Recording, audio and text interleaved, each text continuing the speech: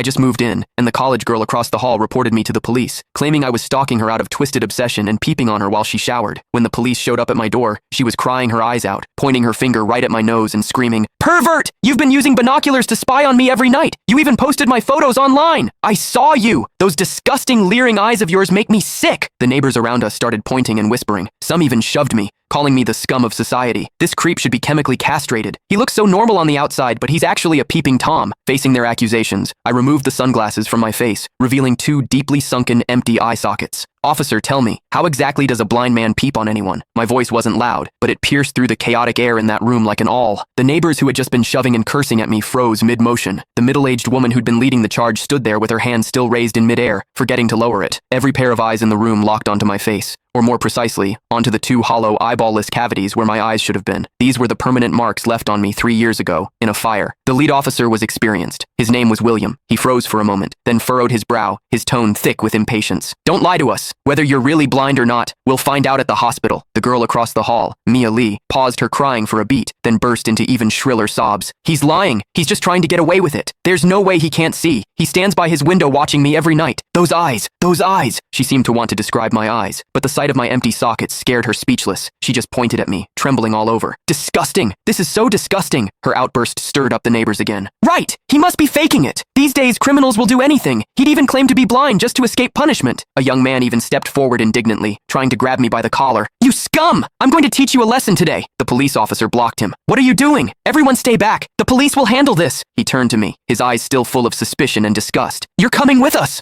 I didn't resist. I calmly held out both hands. Cold metal touched my wrists. Two younger officers flanked me on either side and led me toward the elevator. Behind me, Mia's crying mixed with the neighbors' curses into a chaotic din. "Scum of society! Get out of our community! Hope you rot in prison!" I could see the righteous expressions on their faces. I could also hear the pleasure in their voices as they trampled me into the mud. I stepped into the elevator. The metal doors slowly closed, cutting off the noise from outside. One of the younger officers, probably new to the job, couldn't help but ask me quietly, Are you really blind?" I tugged at the corner of my mouth but didn't answer. The other officer patted his shoulder, signaling him to keep quiet. But I knew that in their minds, the scales had already tipped completely in favor of that tearful young girl. After all, it was a young, pretty, pitiful college student on one side, and on the other, a suspicious man living alone, wearing sunglasses. In their eyes, it was crystal clear who was the victim and who was the perpetrator. What they didn't know was this: sometimes, what the eyes see is the biggest lie of all. And I, a blind man, had seen something that none of them had. For instance, when Mia accused me, her heartbeat was steady, without a single ripple of genuine emotion. The interrogation room at the police station was harshly lit by fluorescent lights, and the air smelled faintly of mildew. I sat on a cold metal chair. Click the link in my bio to get the full story for free.